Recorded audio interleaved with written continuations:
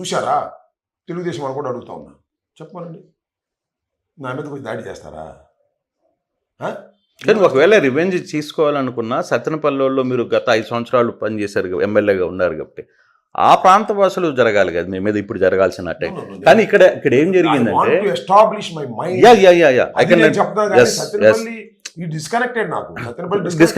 మరి గుంటూరులో ఎందుకు మీ మీద ఇంత పెద్ద ఎత్తున దాడికి ఏంటి? No very well, everybody knows very well. I'm always in a focal.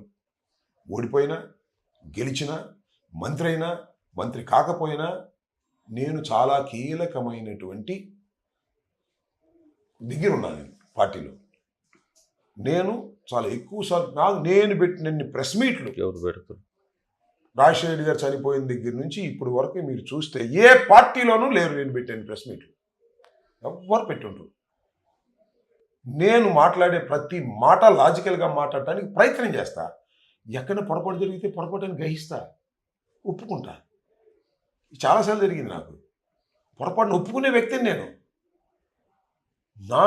అందువల్ల నేను ఇంకోటి కూడా చెప్పా, రెడ్ బుక్ నా కుక్క కూడా లెక్క చేయదని చెప్పా. ఓహో, వీడు రెడ్ బుక్ని కుక్కను కూడా లెక్క చేయదంటారా? వీడిని కొట్టి లోపలేద్దాం అనుకున్నారేమో. మరి ఇట్లాంటి నోటి దూళ్ళ మాటలే. నోటి దూల మాట కాదు, అది పర్ఫెక్ట్ మాట. మళ్ళా చెప్తున్నా, లోకేష్ రెడ్ బుక్ నా కుక్కలు కూడా లెక్క చేయమని మళ్ళీ చెప్తున్నా.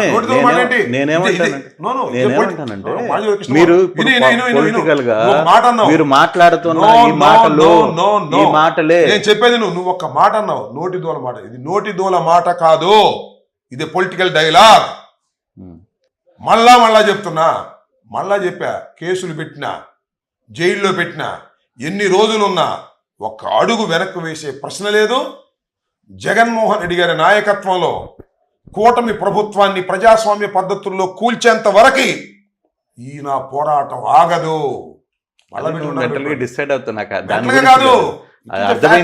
నేను పద్ధతి ప్రకారం రూల్ ప్రకారం వెళ్ళేవాడిని, నోటి దూల మనిషిని కాదు.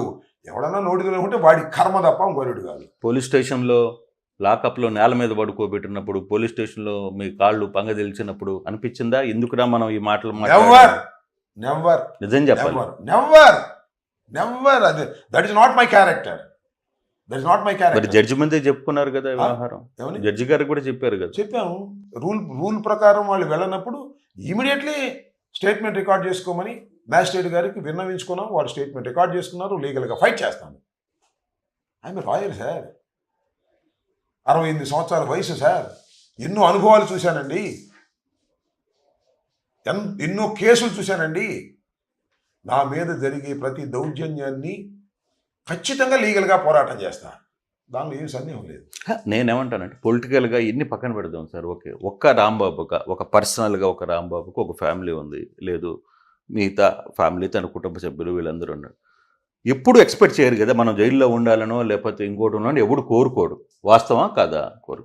కానీ సడన్గా మీ మీద దాడి జరగడం, వెంటనే మీరు జైలుకి వెళ్ళిపోవడం, రాత్రి లాకప్లో ఉంచడం, లాకప్లో కూడా నేల మీద పడుకోబెట్టడం, వాళ్ళు కనీసం ఫుడ్ అనుమతించకపోవడం, తర్వాత పోలీసులు మీకు ఒక పోలీస్ ట్రీట్మెంట్ ఇచ్చే ప్రయత్నం చేయడం, ఇవన్నీ జరిగినప్పుడు ఎందుకురా మనకి ఇది మాట్లాడి ఆహారం ఏంటి, ఎందుకు ఈ కర్మ అనే ఒక ఫీలింగ్ రాలేదా? ఇప్పుడు రాలేదు.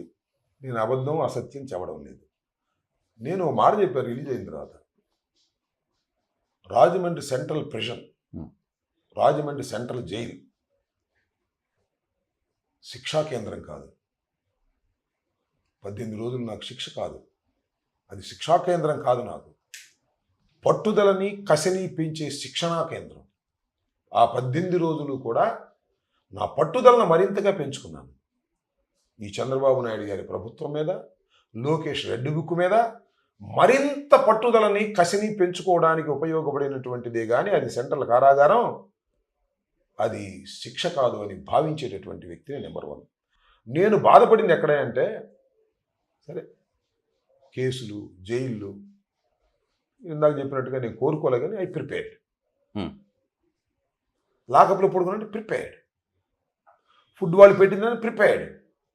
ఊహించారా ఇటువంటి పరిస్థితి ఉంటుందని? ఉండటానికి అవకాశం ఉందనేది కదా నేను మొట్టమొదటి నుంచి అనుకుంటుంది, ప్రిపేర్ అవుతుంది. నేను బాధపడేది ఒకటే సార్, ఇది ఆటవిక సమాజమా, ప్రజాస్వామ్యమైన దేశమా?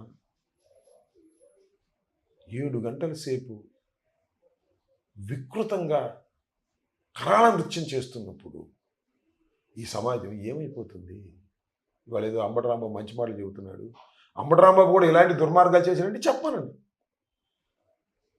ఇంటి మీద పడి, ఆ ఇంట్లో నా పిల్లలు, నా భార్య, నా మనవలు ఉంటారు. ఆ ఇంటి మీద పడి, ఇది పడి, కొట్టి, అద్దం అన్ని పగలగొట్టి వీరవిహారం చేశారే, ఇది ధర్మం అని చంద్రబాబుని చెప్పమానండి.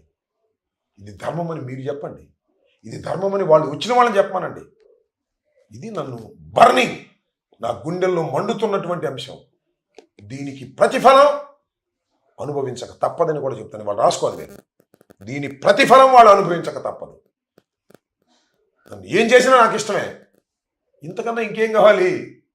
నా ఇంటి మీద పడి నా పెళ్ళాం పిల్లల్ని మ్యాన్ హ్యాండిల్ చేయడానికి ప్రయత్నం చేసి, నన్ను దోషం చేసి, నాకు తగలబెట్టడానికి ప్రయత్నం చేసి, పోలీసులు అందరూ చుట్టే ఉంటే చచ్చే బతికే. ఇంకా బతికితే ఏంటి, చచ్చే ఏంటి? ఇంకా దీనికి భగవంతుడు ఇవ్వడా వాళ్ళకి శిక్ష? పొలిటికల్గా వాళ్ళు అనుభవించరా? ఖచ్చితంగా పొలిటికల్ సీక్వెన్స్లో వాటికి ప్రతిఫలం వాళ్ళు పొందక తప్పదని కూడా ఈ సందర్భంగా చెప్పదలుచుకున్నాను. మీ మీద ఇదే రూమ్లో దాడి జరుగుతోంది అంటే మ్యాక్సిమం మాకు అందుతున్న విజువల్స్ కావచ్చు, ఆ స్పాట్లో చూసిన దాంట్లో మీరు మీ మీద చాలామంది మీ మీదకి కర్రలు తీసుకుని వచ్చారు, తర్వాత తోసే ప్రయత్నం చేశారు, ఆల్మోస్ట్ ఆల్ మిమ్మల్ని టచ్ చేసే ప్రయత్నం కూడా జరిగింది. సో ఆ టైంలో ఎక్కడ అసలు ఏమనిపించింది మీకు ఆ ఫ్రాక్షన్ సెకండ్స్లో? ఇంకా అప్పుడు ఇట్స్ అన్ ఎమోషన్. అప్పుడు ఏమనిపిస్తుంది? వాళ్ళు కొడితే నేను కొడతా అంతే, వాళ్ళు తిడితే నేను తిట్టా అంతే. ఎక్కడ భయపడాల్సిన అవసరం? భయపడటం ఏంటి? ఇంకా ఏదో జరిగిపోద్ది. భయపడి ప్రయోజనం ఏంటి? 68 సంవత్సరాలు బతికా నేను. ఇంకెలా బతుకుతాం సార్ కృష్ణమోహన్ గారు?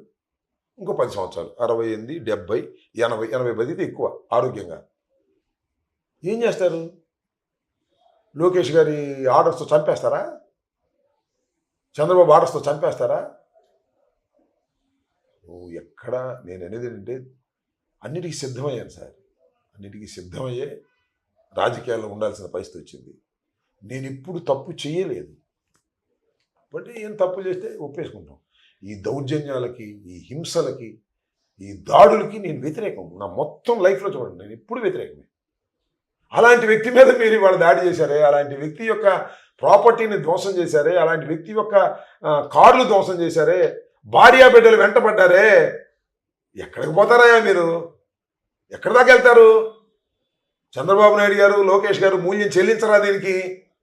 Time will decide. పైన భగవంతుడు లేడా? ప్రజాస్వామ్యం లేదా? పోలీసులు కొయ్యుడైపోతే సరిపోయిందా? ఎక్కడ న్యాయం ఎక్కడుంది సార్? పోలీసులు ఎవరండి? రక్షించవలసిన వాళ్ళు. ఎవరి నుంచి రక్షించాలండి?